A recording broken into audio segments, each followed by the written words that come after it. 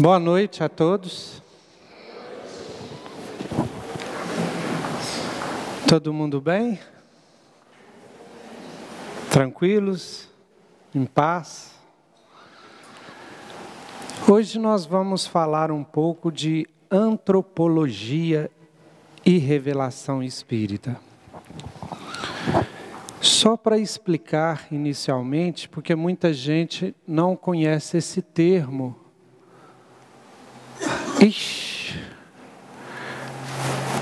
Esse termo antropologia. Antropologia vem do grego anthropos, que significa homem. Então, antropologia estuda a cultura humana. Então, é o aspecto humano do espiritismo e o aspecto de revelação. Então, o estudo de hoje nós vamos estudar um pouco mais esse aspecto cultural do espiritismo. E é importante a gente saber e entender bem o que é o espiritismo? O que vocês acham? Importante? Importante. Eu vou dar alguns argumentos para vocês. O primeiro argumento é que será possível eu crer em algo que eu não conheço? Crer é dar crédito. Será que eu posso crer em alguma coisa que eu não conheço? Mais do que crer, confiar, fides, ter confiança. Será que eu posso ter confiança ou fé em alguma coisa que eu não conheço? E o terceiro e mais profundo, será que eu posso amar alguma coisa que eu não conheço? Daí a importância da gente conhecer bem o que vem a ser espiritismo. E mais um argumento. Se eu não conheço, eu posso até ter medo. Alguém aqui já teve medo do espiritismo? Já? Por quê? Não conhecia. E aí falam um tanto de coisa na cabeça da gente, não é isso? Coisa do demônio. Quem já ouviu isso aí? Quem já ouviu? Já não conhecia. Aí a gente é enganado. Se a gente não conhece, a gente pode ser enganado. E finalmente, eu posso então ter uma opinião equivocada. Então aí já estão alguns 6 motivos para a gente conhecer bem o que é o espiritismo. E o último motivo é esse aqui, ó. Vocês já ouviram esse ditado? Ou só eu que sou mais idoso aqui? Hã? Aonde eu fui amarrar o meu cavalo? Não sei se é só aqui em Minas ou no Brasil inteiro. Antigamente o pessoal andava de cavalo e quando descia em algum lugar amarrava o cavalo, né? E aí existia assim, aonde que eu fui amarrar o meu cavalo? Aonde que vocês amarraram o cavalo de vocês? Né?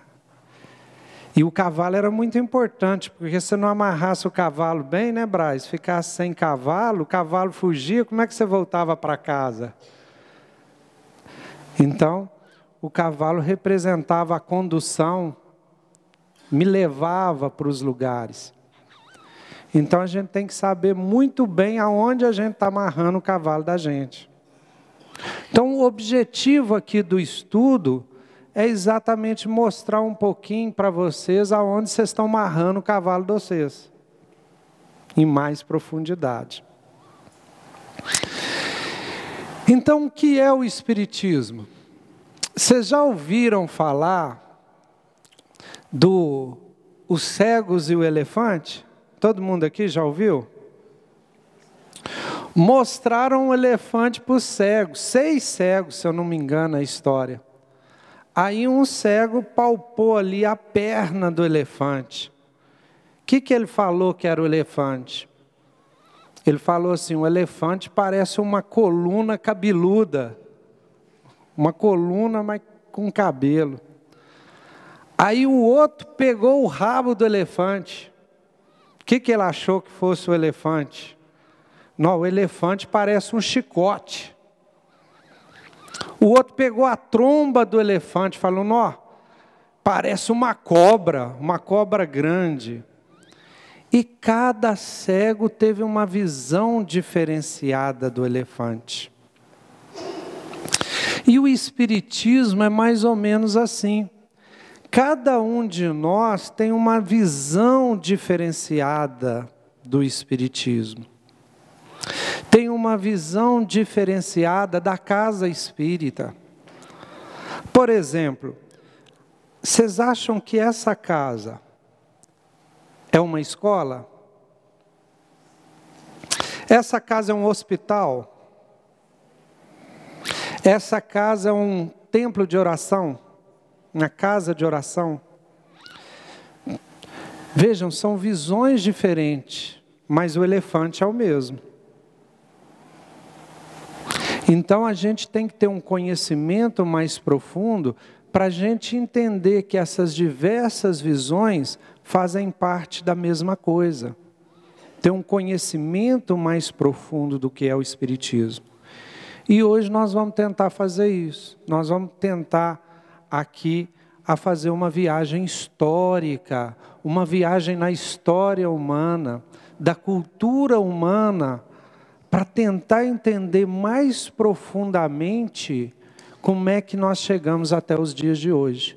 Como é que foi possível nascer essa proposta que se chama Espiritismo, que é uma proposta tão renovadora, tão inédita, que até hoje nós, a humanidade e nós brasileiros, temos dificuldade de entender essa proposta. Até no final da palestra eu aprendo a passar isso para frente. Aqui estão 5 aspectos do Espiritismo. O aspecto científico, filosófico, teológico ou religioso, teos é de Deus, revelacional, de revelação, e cultural, que é o antropológico. Nós vamos ver esses 2 aqui com mais profundidade. Eu vou fazer só um resuminho disso aqui para a gente entender melhor. Kardec, o codificador, que iniciou os escritos do Espiritismo, ele vai falar que o Espiritismo é ciência que trata dos espíritos. Então ele começa a ideia dele com o Espiritismo como ciência. Agora, o que é uma ciência? Uma ciência, se a gente fosse falar só de Espiritismo como ciência, nós podíamos ficar a noite inteira aqui. Mas ciência se baseia em fatos, estuda fatos, fenômenos. O método científico é um método que estuda os fatos. A ciência estudaria os fatos normais. E o Espiritismo estudaria os fatos paranormais. A gente não usa o nome sobrenatural, pois o Espiritismo acredita que tudo é natural, tudo está na natureza, tudo pertence ao universo, a Deus, Criador de todas as coisas. Então não existe sobrenatureza. Os fatos não são fatos normais, são fatos paranormais. São os fatos mediúnicos que o Espiritismo vai estudar. Os fatos além da matéria física, dessa matéria ponderável que tem peso, que a gente conhece. Mas o Espiritismo também é filosofia. Filosofia. Sofia, Sofia saber, filos amigo de, amigo da sabedoria, tem a ver com razão, tem a ver com tudo isso aqui, ó, tem a ver com curiosidade, querer saber, sabedoria, dúvida, questionar. Filosofia tem a ver com racionalidade, razão. E o próprio Kardec é que vai falar e afirmar que o Espiritismo também é filosofia. Olha alguns dizeres dele. Ele inclusive fala que o Espiritismo é mais importante pela sua filosofia do que pelos fatos. Os fatos sem a filosofia não é tão importante, é só um conjunto de fatos. A filosofia é o conjunto das teorias que organizam os fatos, que explicam os fatos, que dão sentido aos fatos mediúnicos, aos fenômenos mediúnicos. Na Inglaterra, por exemplo, houve muitos fatos mediúnicos, mas da Inglaterra não surgiu nenhuma teoria que explicasse aqueles fatos, aqueles efeitos materiais, aqueles efeitos mediúnicos. E Kardec vai falar, olha só, na epígrafe do Evangelho segundo o Espiritismo, que a fé inabalável só pode ser aquela que encara a razão em todas as épocas da humanidade. Então, tanto que Kardec acreditava na razão, na racionalidade, na filosofia, inclusive orientando a fé. E aqui, alguns princípios da filosofia espírita, muitas vezes chamados princípios básicos. Então, são princípios da filosofia espírita, que foram construídos aí ao longo de mais de 150 anos. E o Espiritismo como religião? O Espiritismo como religião é um dos aspectos mais polêmicos do Espiritismo. Existem espíritas que afirmam que o Espiritismo não é religião. Kardec mesmo, em muitos dizeres, fala que Espiritismo não é religião. Mas nesse discurso aí, que é um discurso famoso de Allan Kardec, codificador da doutrina espírita, afirma que, olha só, o Espiritismo é uma religião no sentido filosófico. Ele afirma isso aproximadamente 1 ano antes de desencarnar. Então, não é uma religião no sentido comum de religião. No sentido comum de religião, ele não é. Tem uma palestra aqui do Zé Amaral, se não me engano, falando sobre o tema. Deve estar na internet, para quem quiser ouvir. Agora, por que Kardec toma cuidado e fala que Espiritismo não é religião? Porque olha aqui a diferença entre religiões tradicionais e a religião espírita, se é que podemos chamá-la de religião. Tudo aqui é diferente, né? Do item 1, 2, 3, 4, 5, 6, 7, 8, 9, 10, 11, 12. Tudo diferente. Só o 13º item é igual. Todas as religiões pregam o amor ao próximo e a Deus. Porém, olha só que as diferenças. Espiritismo não tem rituais, não tem, aliás, de cá, né? Não tem rituais, não aceita dogmas, não possui hierarquia, não necessita de um lugar espiritual, não aceita imagem nem culto, cada um segundo a sua obra, estuda os fenômenos que são naturais, é evolucionista, não exige, não cobra dízimo, não tem pastores ou padres ou clero, mas tem o quê? Obreiros, oradores, médios, aprendizes.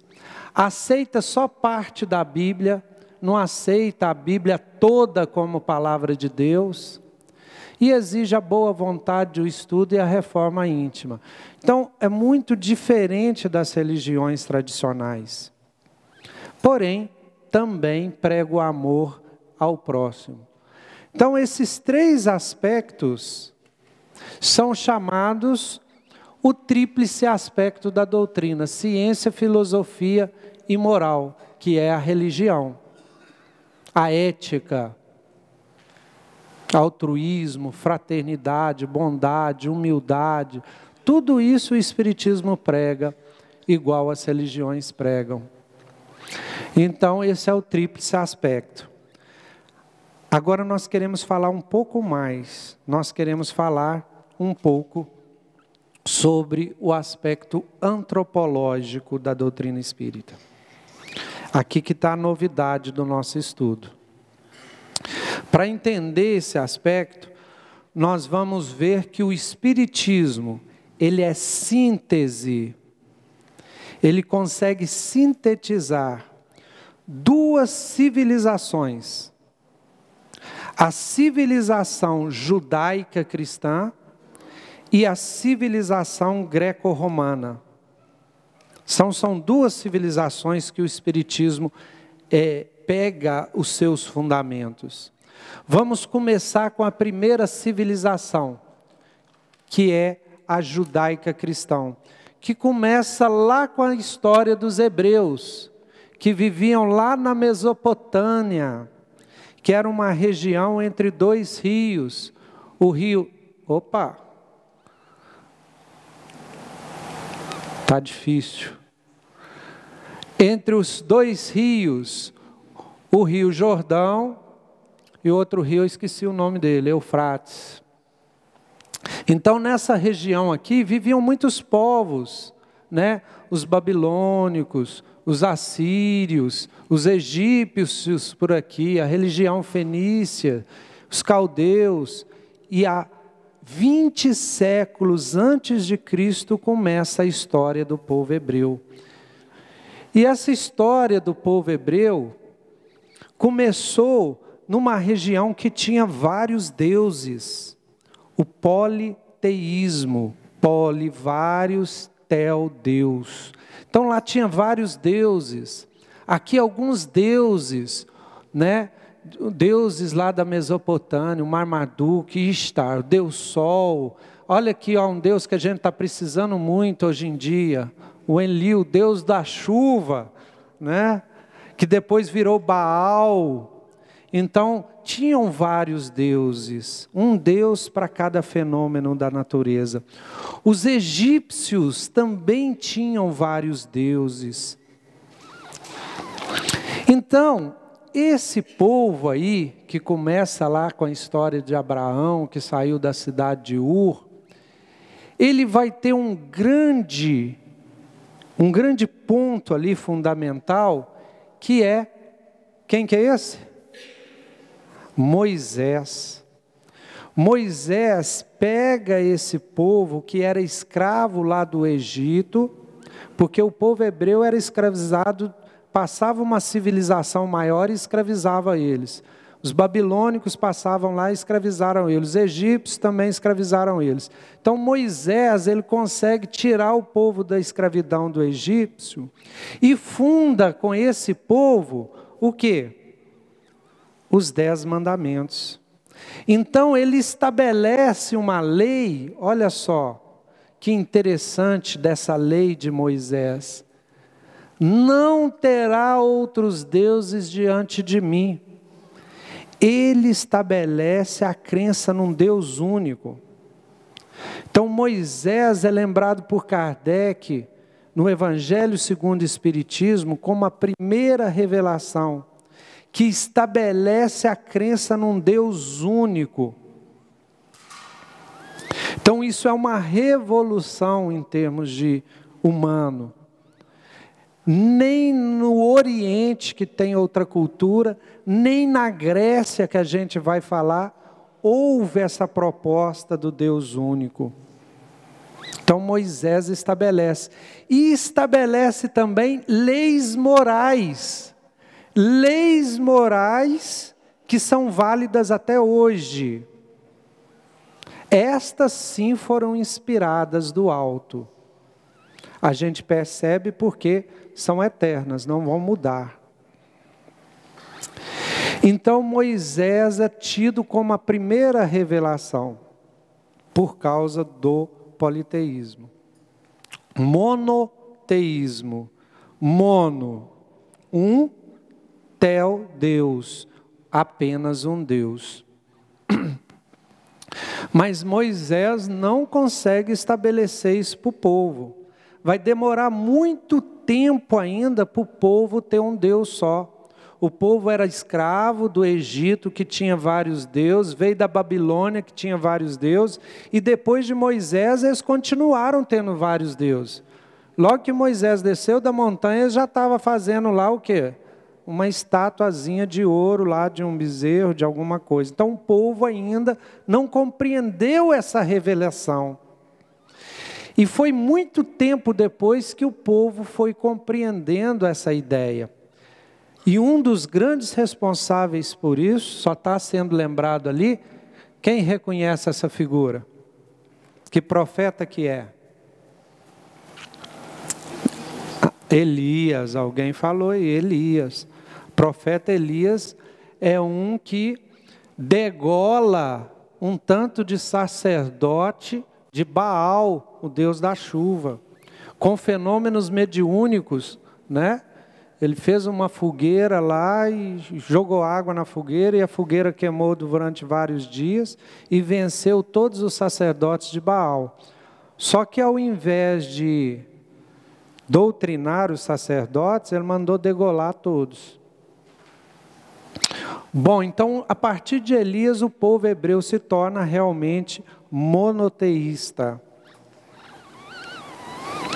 E, finalmente, preparado por esses profetas, olha só, profetas, aqueles que entram em transe, aqueles que trazem a palavra de Deus, que no caso deles lá era um espírito muito evoluído, que trazia essas informações. Chega Jesus.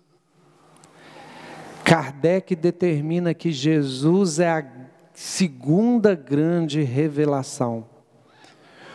Porque a revelação mosaica de Moisés, o Deus era muito violento, era o Senhor dos exércitos e precisava de leis duras para que aquele povo pudesse então evoluir.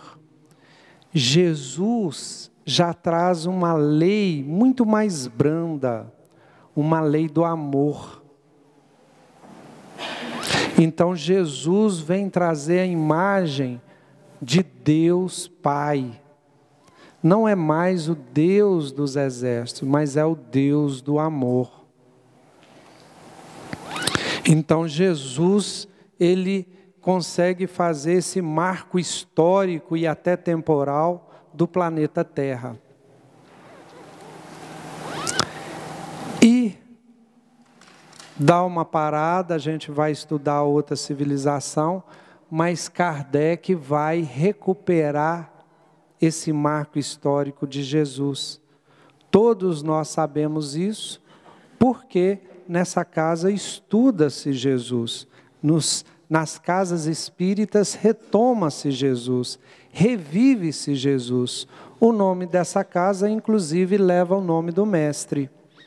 Então o Espiritismo ele é herdeiro dessa segunda grande revelação, que foi trazida por Jesus. Inclusive as leis morais de Jesus podem ser resumidas pela lei do amor. Amar a Deus sobre todas as coisas e ao próximo como a si mesmo. Jerusalém foi destruída no ano de 50 ou 70 depois de Cristo. 70? Não me recordo bem. E o povo judeu o povo hebreu foi espalhado, né, por todo o mundo. Um povo sem nação. Um povo sem um país dele. E para a gente perceber a força da revelação mosaica, esse povo sobreviveu até o século XX, sem país, sem uma nação. só pela força moral do Torá e da lei. Imagina se destruíssem o Brasil, a gente ficasse sem país e tivesse que mudar para os Estados Unidos, Alemanha, Europa. Vocês acham que a gente conseguiria manter a nossa tradição de Brasil durante 20 séculos, 2000 anos? Os judeus conseguiram fazer isso. Sem país, perseguidos na Europa, conseguiram manter o judaísmo, a noção de povo. Só em 1949 é que a ONU decretou uma região lá para ser Israel. Antes eles não tinham nada, porque Roma foi lá, destruiu e acabou com tudo. E os judeus foram espalhados pelo mundo todo. Então, para a gente sentir um pouco só desse poder. Essa figura aí é só para vocês conhecerem, é um caso muito legal de se conhecer. Alguém reconhece quem que é essa figura? Akenaton. Akenaton foi um faraó egípcio que quis revolucionar o Egito. Ele aboliu as crenças em vários deuses e, por força de lei, queria que todos os egípcios adorassem Atom, o deus Sol. Então foi a primeira tentativa de monoteísmo, só que não funcionou.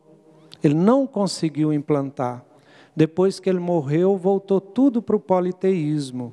Mas foi um fato muito interessante na história da humanidade. E é importante a gente saber que, apesar do espiritismo pertencer a essa cultura ocidental, judaica, cristã e greco-romana, na parte oriental do planeta, a evolução também caminhava.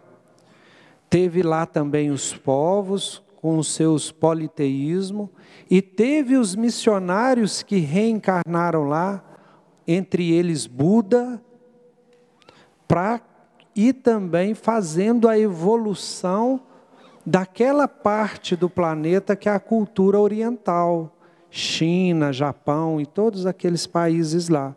Eles não ficaram abandonados, também houve missionários lá fazendo essa evolução. Então está aí as 3 revelações que Allan Kardec apresenta na introdução do Evangelho segundo o Espiritismo, que já houve um estudo aqui também sobre esse tema. Então o Espiritismo tem parte nessa civilização judaica cristã, como a gente já mostrou, e a outra parte vem dessa civilização greco-romana. Os gregos tinham vários deuses. Havia também na Grécia o politeísmo. Muitos são conhecidos de vocês. Vocês já viram desenhos, filmes, olha lá, o Zeus, o mais poderoso, né? O Poseidon dos mares, a Hera, né? Que era esposa, acho que de Zeus, não sei, Artemis, Apolo, o Hades, que é o deus das terras subterrâneas, né? Que no catolicismo acabou virando inferno. E aí os deuses aqui da mitologia grega, da mesma forma que todos os povos do mundo. Mas lá na Grécia aconteceu alguma coisa que foi conhecido como um milagre grego. Alguns pensadores começaram a tentar entender o universo sem ser pela via da explicação teológica, que é os mitos, que são os deuses. Tentaram explicar pela razão. Tentaram buscar os aspectos racionais do universo, de ordem. E entre eles esse aqui, ó, o Pitágoras. Pitágoras quando chamaram ele de sábio, ele rejeitou e falou assim: sábio não, eu sou um amante da sabedoria. Filosofos. Então ele aceitou o nome de filósofo, mas não de sábio. E os primeiros filósofos, chamados de pré-socráticos, estudavam a natureza, a physis. Então, eles procuravam explicações racionais para o universo. Como é que funcionava a chuva? Como é que funcionavam os planetas? Como é que funcionava a matéria, o movimento? Eram chamados pré-socráticos. Por quê? Porque teve um grande filósofo chamado Sócrates, que era médium, que falou o seguinte: olha, ao invés de estudar o universo, vamos estudar o homem, vamos estudar a justiça, a moral, o comportamento humano, o que é a virtude. Então, Sócrates foi o professor de Platão. E pasmem, Allan Kardec chama, na introdução do Evangelho segundo o Espiritismo, Sócrates e Platão de quê? Precursores do Espiritismo. Ele nomeia Sócrates e Platão como precursores do Espiritismo.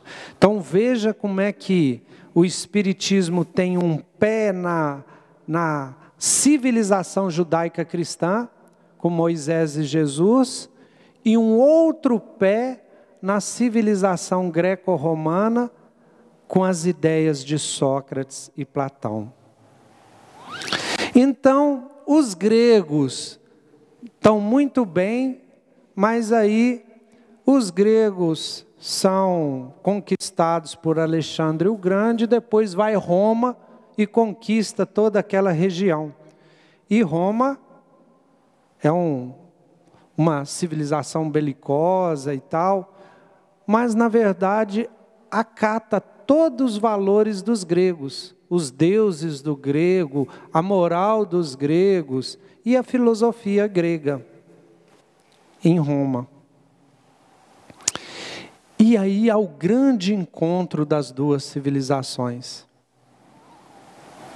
Paulo de Tarso, o apóstolo dos gentios, é que vai pregar o cristianismo para os romanos. E aí o que acontece? Roma adota o cristianismo como religião oficial. E aí as coisas começam a complicar. E começa a entrarmos na Idade Média, um pouco depois. Alguns estudiosos chamam de Idade das Trevas. E, por incrível que pareça, nessa Idade Média das Trevas, o nome de Jesus, aquele que falou em amor, é utilizado para guerrear. Guerreava-se e matava-se em nome de Jesus. Torturavam-se aqueles que não concordavam com o poder temporal em nome de Jesus. Cometiam-se crimes hediondos em nome de Jesus. Mas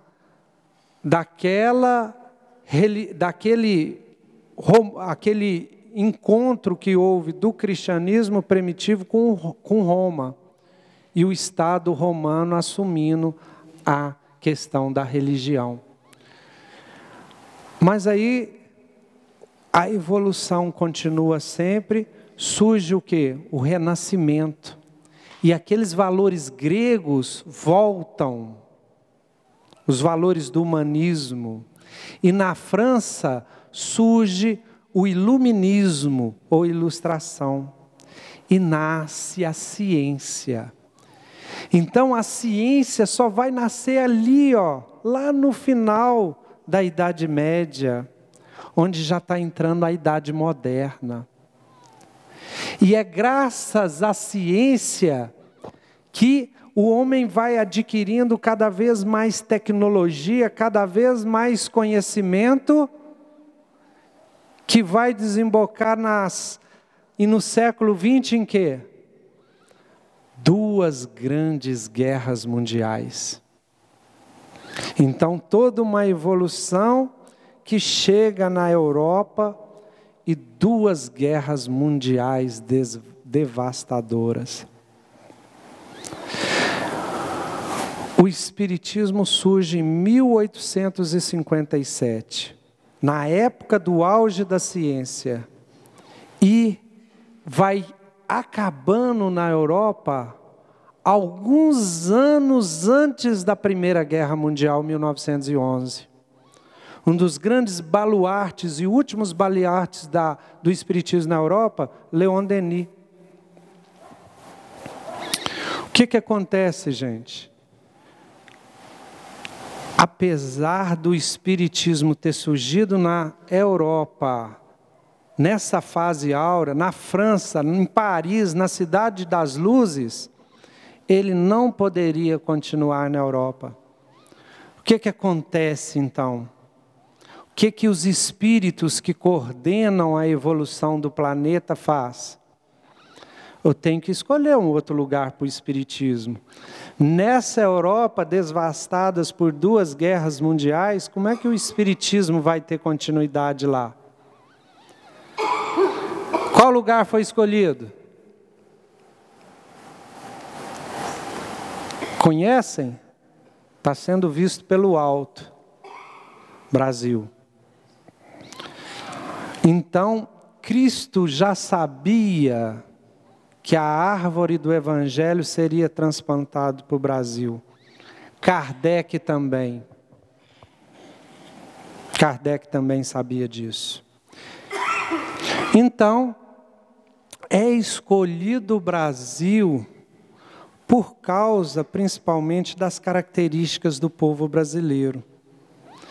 Então, veja, o Espiritismo aqui no Brasil teria feições diferenciadas do Espiritismo europeu, por causa das feições do povo brasileiro. O Brasil foi chamado, olha só, Ilha de Santa Cruz, Terra de Santa Cruz, sempre com a questão da evangelização, jesuítas aqui, catequizando os índios. Olha uma campanha da FEB. Assim é o Centro Espírita. Acolhe, consola, esclarece e orienta. O Espiritismo europeu era assim? O Espiritismo inglês era assim? Não.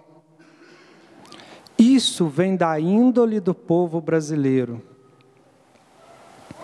O povo brasileiro é um povo religioso. É um povo amoroso, é um povo pacífico. Tem características diferenciadas do europeu. E aí reencarnaram aqui, no final do século XIX, no início do século XX, grandes missionários com a missão de desenvolver o Espiritismo aqui em terras brasileiras. Quem que é esse? Bezerra de Menezes, Dr. Bezerra de Menezes. Dizem que um dos apóstolos de Jesus. E esse? Eurípides Barçanufo. Teve uma palestra aqui também sobre ele há pouco tempo. Mineiro, né, gente? De Sacramento, nós mineiros somos também beneficiados. Em São Paulo teve também. Caibar Schutel e outros. Né?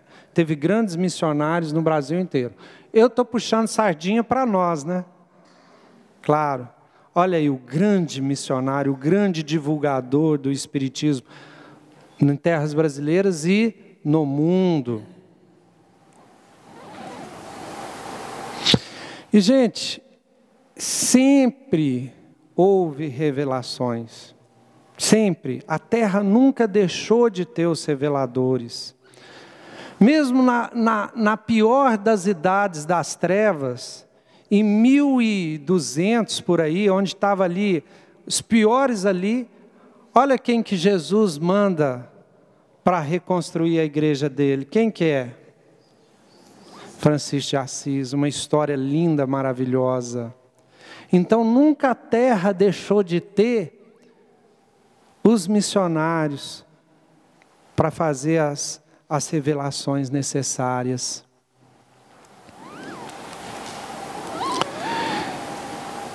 Chico, então, gente, ele se torna, tá, um continuador dos antigos profetas dos hebreus.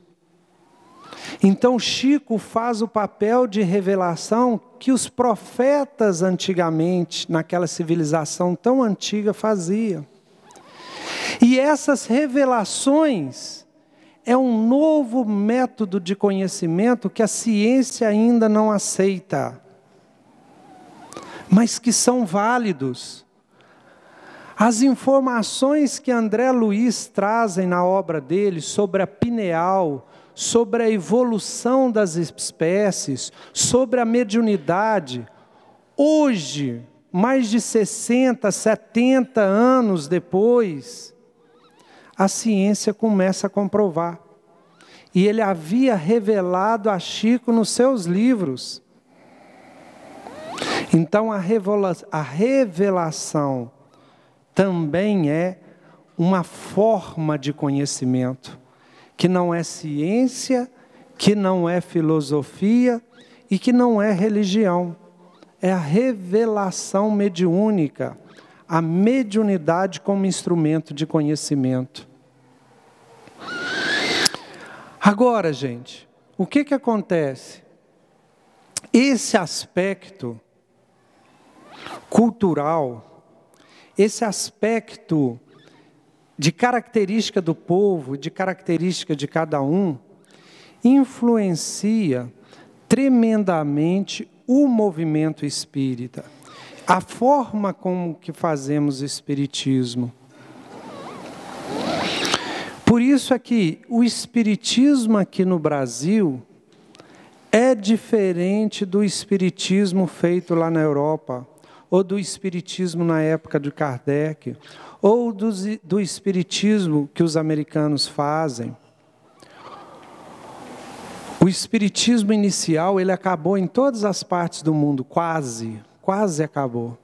E aqui no Brasil expandiu, por causa daqueles missionários, principalmente Chico Xavier. E está saindo do Brasil e voltando para a Europa, voltando para os Estados Unidos, voltando para a Inglaterra, voltando para todo mundo, mas sendo irradiado aqui do Brasil. E o espiritismo aqui do Brasil, ele é diferente daquele espiritismo que foi concebido lá em 1857, pelas características do próprio povo brasileiro, pelo espiritismo que nós conseguimos fazer. Daí a nossa responsabilidade, porque nós representamos esse espiritismo. A forma que eu consigo entender dos livros de Kardec, dos livros de Chico, dos livros de Emmanuel, de André Luiz, do Divaldo Pereira Franco e de todos, e consigo compreender e viver, é a minha colaboração para o movimento espírita mundial.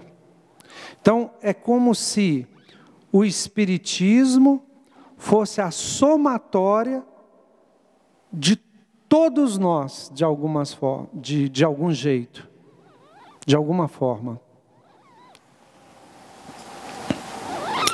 É o que eu gostaria de concluir o estudo, invocando Leon Denis. Leon Denis, dizem que ele era o plano B.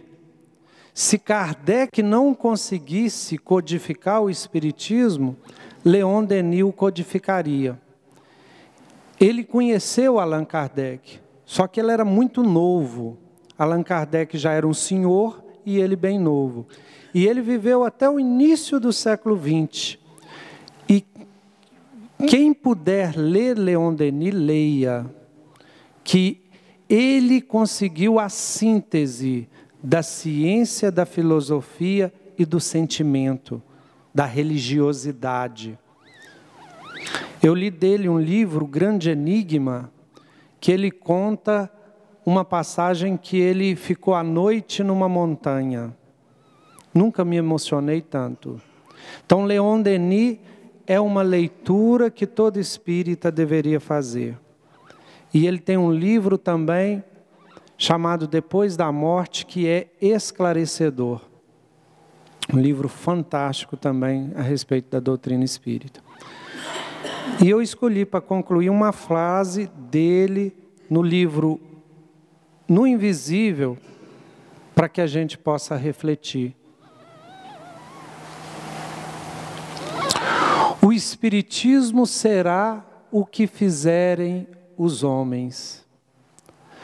Ao contato da humanidade, as mais altas verdades às vezes desnaturam e obscurecem. Lembra do cristianismo?